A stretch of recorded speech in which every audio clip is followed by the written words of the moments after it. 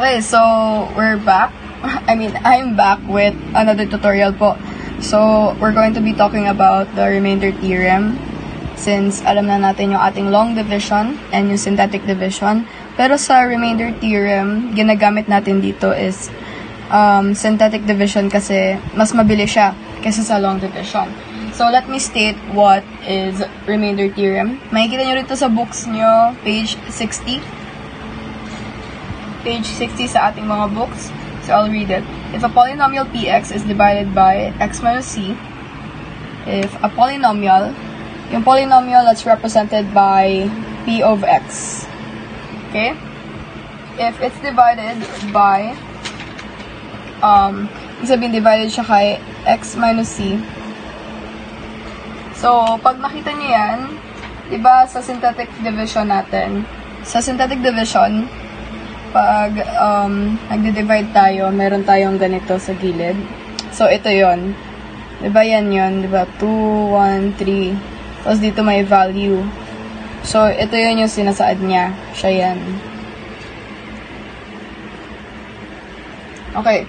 So, if a polynomial px is divided by x minus c, then the remainder is r, which is the remainder is equal to p times p of c.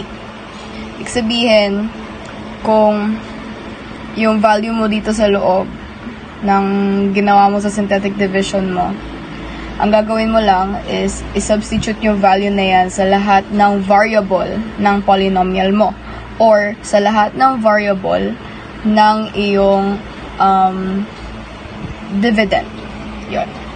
For example, sa given problem na to, we have 2x cubed minus 3x squared plus x minus 4 divided by x plus 1. So, ang una natin gagawin recall muna natin yung mga ginagawa kong rules. Una ay tignan natin kung meron ba siyang missing terms, si ating dividend. May missing terms ba? Wala. Thus, is the power, yung power nila ba arranged in descending power? Are they arranged in descending power? Is our dividend arranged in descending power? 3, 2, 1, 0, tama. Dito naman. So, whenever we are doing synthetic division, diba, ang ginagawa natin dito, to find the value of c, since value of c or value of x, as we call it, ang gagawin lang natin is equate to sa 0. So, magiging negative 1. So, that's the value of our c. So, yun yung sinasabi ko kanina na dito. Now, we're going to get all of the constant of the dividend. So, in descending power, yung arrangement nila. Okay, so, grabe naman to. Yan. So, yung gagawin natin dito is bring down 2. Multiply natin kay negative 1, magiging negative 2. Negative 3 plus negative 2, negative 5. Negative 5 multiplied by negative 1, that's positive 5. 1 plus 5 is 6, negative 6. 6 multiplied by negative 1 is negative 6. Negative 4 plus negative 6, it's negative 10. Now, we can check this using long division. Pwede yun. Pero, sinestate ni remainder theorem is that if we substitute the value of our c, which is this one, to the variables of our dividend, we can also get the remainder. Yun rin, makukuha rin natin yung remainder. Now, kunyari ang sige, isulat natin dito na ang remainder nila is negative 10. Yan. Negative 10 na ang remainder. I-check natin siya using yung gina-state or sinasabi na remainder theorem. Okay? So, yung p of x natin or our polynomial is 2x. Yan. So, ang p of c natin, it's negative 1. So, 2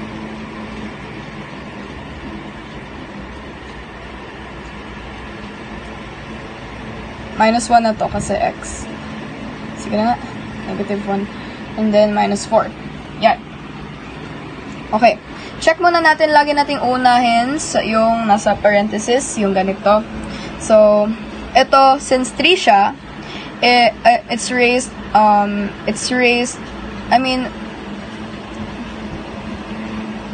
by a odd number siya. Kasi nga, ganito siya, if you're going to multiply it by itself 3 times yung negative 1, negative 1 times negative 1, positive 1. Pero times ulit negative 1, it will be also negative 1. So, here's the trick. Kung, if it's raised, no, by an even number, if yung negative number mo, kunyari, this one, if it's raised by an even number, 2, 4, 8, 6, ang kakalabasan niya yan, positive. Pero kapag it's raised by an odd number, katulad nitong 3, negative pa rin yan. No? Tapos ito positive. So, yan. Ito naman, negative na yan. Ito, negative 2, negative 3, negative 1, negative 4. Ito ay, i-group natin sila, group na lang natin. May invisible plus sign dito. Alam niyo na yan sa integers. Negative 5. May invisible plus rin dito. Negative 5. May invisible plus sign rin dito. So, magiging negative 10. So, parehas lang. Diba? They are the same. Same sila. Example naman. Ito. So, our dividend is x cubed minus 7x squared plus 2x plus 38. 38 yan. Divided by our divisor, which is x minus 5. So, first is that we're going to check if are there any missing terms. Wala naman. 3, 2, 1, 0. Tama.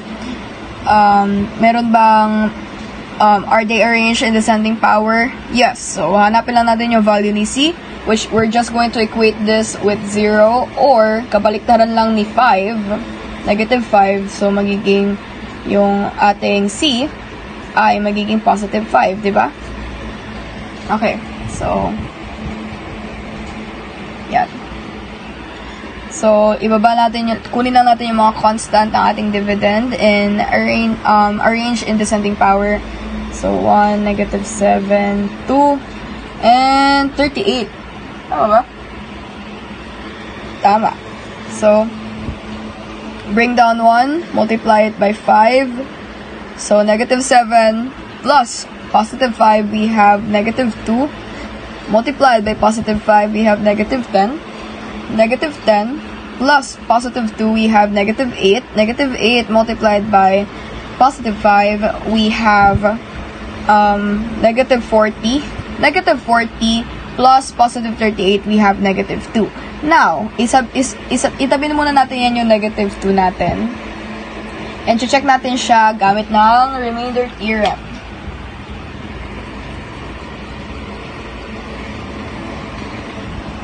Okay. So, ano ulit yung sinestate ni remainder theorem? Na kapag sinubstitute mo yung value ng ating C sa mga variable, makukuha mo yung remainder. So, maganda to kapag exams, di ba? You don't need to, or if you want to double check your answer, ganon. But another faster way of getting the remainder, besides the syntactic division, is the remainder theorem.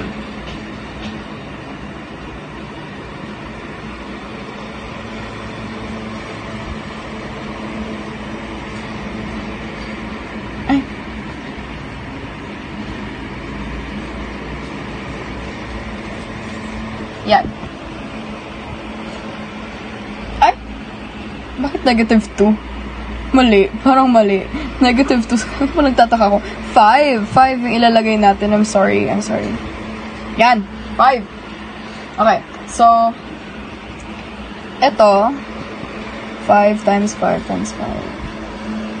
125. And then, 25, negative 7 times 25, 10, of course. Tapos 38. Wait lang.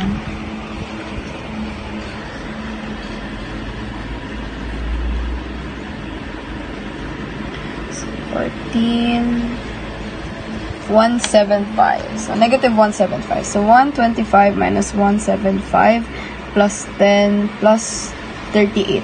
So, papain na natin. Unahin natin ito.